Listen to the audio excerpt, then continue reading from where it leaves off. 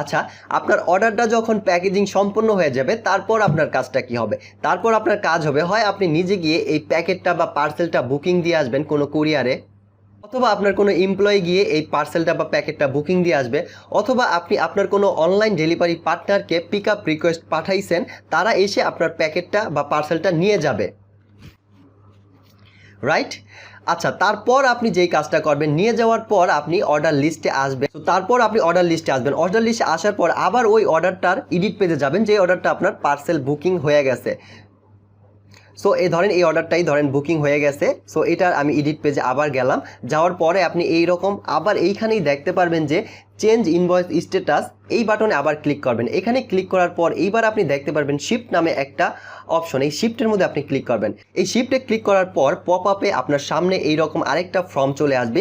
এই ফর্মের এই ডেলিভারি পার্টনার নামে একটা বাটন পাবেন। এই ডেলিভারি পার্টনারে যখন আপনি ক্লিক করবেন, আপনি যতগুলো ডেলিভারি পার্টনার আগে থেকে অ্যাড করে রাখছেন তাদের লিস্ট আবার এখানে আপনি দেখতে পারবেন। ডেলিভারি পার্টনার বলতে যাদের মাধ্যমে আপনি আপনার পার্সেলগুলোকে বা প্রোডাক্টগুলোকে ডেলিভারি দেন আপনার কাস্টমারদের কাছে, তারা এটা যেমন রেডেক্স আছে, স্টেট ফার্স্ট আছে, সুন্দরবন আছে, মানে যতগুলা কুরিয়ার কোম্পানি আছে এগুলোই আপনার ডেলিভারি পার্টনার। সাপোজ মনে করেন এই অর্ডারটা রেডেক্স কুরিয়ারের মাধ্যমে বুকিং দেওয়া হয়েছে। সো আমি এখান থেকে আপনি রেডেক্স সিলেক্ট করবেন, অথবা আপনার যদি সুন্দরবন হয় সুন্দরবন সিলেক্ট করবেন, স্টেট ফার্স্ট হলে স্টেট ফার্স্ট সিলেক্ট করবেন, মানে যার মাধ্যমে এই প্রোডাক্টটা ডেলিভারি দেওয়া হয়েছে বা এই পার্সেলটা ডেলিভারি দেওয়া হয়েছে ওইটাই সিলেক্ট করবেন। সো আমি সাপোজ এখানে রেডেক্স কুরিয়ার সিলেক্ট করলাম। ওকে, রেডেক্স কুরিয়ার সিলেক্ট করার পরে নিচের দিকে দেখেন আরেকটা ফিল্ড আছে input parcel booking ID. Booking আইডিটা হচ্ছে অপশনাল, আপনি চাইলে এখানে ইনপুট করতে পারেন, আর যদি না চান এখানে জাস্ট NA লিখে দিবেন, অথবা একটা জাস্ট স্পেস দিয়ে দিবেন শুধু, তাহলে দিয়ে কনফার্ম দিবেন।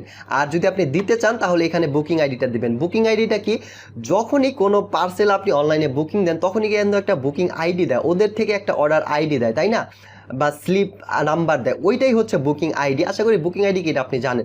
সো ওই বুকিং আইডিটা আপনি চাইলে এখানে দিয়ে দিতে পারেন। এটা দিয়ে দিলে কি হবে, কাস্টমার যখন অর্ডার ট্র্যাক করবে আপনার ওয়েবসাইট থেকে অর্ডার ট্র্যাকিং লিঙ্কের মাধ্যমে, তখন সে দেখতে পারবে যে আপনি অর্ডারটা রেডেক্সে বুকিং দিয়েছেন বা স্টেট ফার্স্টে বুকিং দিয়েছেন, যেটার মাধ্যমেই দেন, এবং বুকিং আইডিটা কত সেটাও সে দেখতে পারবে।